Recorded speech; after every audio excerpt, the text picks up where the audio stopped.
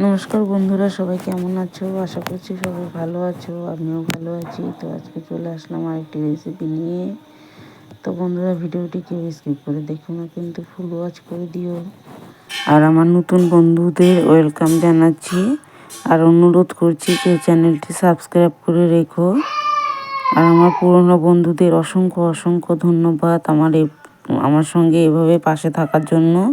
তো বন্ধুরা, আজকে বানাবো আমি পাঁপড় আলুর ডালনা। এই দেখো, পাঁপড় এরকম ছেড়ে নিয়েছি, 4টে পাঁপড় নিয়েছিলাম। আর হলো সঙ্গে আবার আরেকটা বড় পাঁপড় দিয়ে দিলাম, আর আলুগুলো ডুমো ডুমো করে কেটে নিয়েছি। এতে দেখো বন্ধুরা, আমি কড়াইতে তেল দিয়ে দিয়েছি। এখন পাঁপড়গুলো ভেজে নিব। আমি পাঁপড়গুলো হালকা করেই ভাজবো। তোমরা চাইলে এটাকে ডুবো তেলেও ভাজতে পারো, বা কাঁচা পাঁপড়ের তরকারিও বানানো যায়। কাঁচা পাঁপড়ের তরকারিও ভালো লাগে খেতে, একেবারেই খারাপ লাগবে না খেতে। তাই আমি একটু পাঁপড়গুলো হালকা করে ভেজে নিচ্ছি, যা একটু কাঁচা থাকবে পরে ঝোলে দিলে সেদ্ধ হয়ে যাবে। তো দেখো বন্ধুরা, আমার পাঁপড়গুলো ভাজা হয়ে গেছে, নামিয়ে নিয়েছি। তো এখন কড়াইতে তেল দিয়ে দিলাম, দিয়ে আমি জিরে আর তেজপাতা ফোড়নে দিব। সর্ষের তেল দিয়েছি।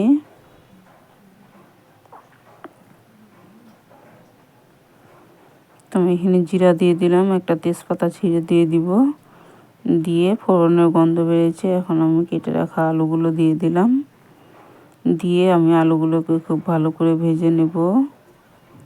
তো আলুগুলো ভাজা হতে থাকুক, আমি এদিকে মশলাটা গুলিয়ে নিই। তো আমি এখানে কিছুটা লঙ্কার গুঁড়া দিয়ে দিলাম 1 চামচের মতো, 1 চামচ জিরার গুঁড়া, আর হাফ চামচের থেকেও একটু বেশি হলুদ দিয়ে জল দিয়ে গুলিয়ে নেব।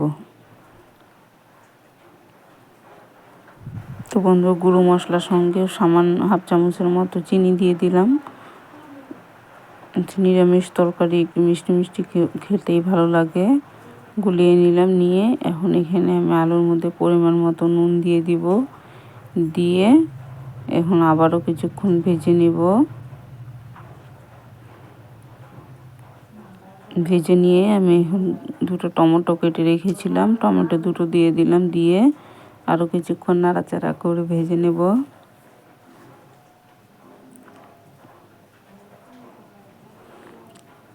এখন একটু ঢেকে দিলাম, দিয়ে 5-7 মিনিট পর আবার ঢাকনাটা উঠিয়ে আরও কিছুক্ষণ নাড়াচাড়া করে নিয়ে। তো বন্ধুরা, আমি এখানে 1 বাটি মতো মটরশুঁটি নিয়েছি।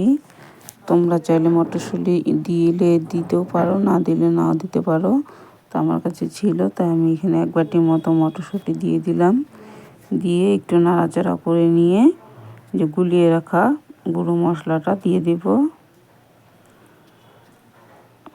তো মশলাটা দিয়ে দিলাম, মশলাটা দিয়ে খুব ভালো করে কষিয়ে নেব, যেন মশলার কোনো কাঁচা গন্ধ না থাকে। তো এই দেখো বন্ধুরা, আমি খুব ভালো করে মশলার সঙ্গে কষিয়ে নিয়েছি আলুটাকে। এখন আমি ঝোলের জন্য পরিমাণ মতো জল দিয়ে দিব।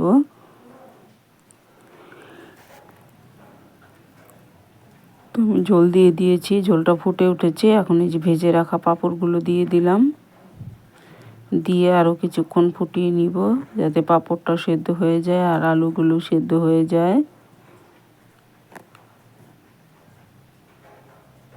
দেখো, আলুটা সেদ্ধ হয়ে গেছে, আর একটু টাইম ফুটিয়ে নেব। আর একটু টাইম ফুটিয়ে নিয়েছি। এখন আমি কিছুটা গরম মশলা দিয়ে দিব। গরম মশলা দিয়ে নামিয়ে নেব। তো বন্ধুরা, ভিডিওটি যদি ভালো লাগে তাহলে অবশ্যই একটি লাইক করো, আর কমেন্ট করে জানিয়ে কেমন হয়েছে। ততক্ষণ ভিডিওটি দেখার জন্য সবাইকে অসংখ্য অসংখ্য ধন্যবাদ। সবাই ভালো থেকো, সুস্থ থেকো।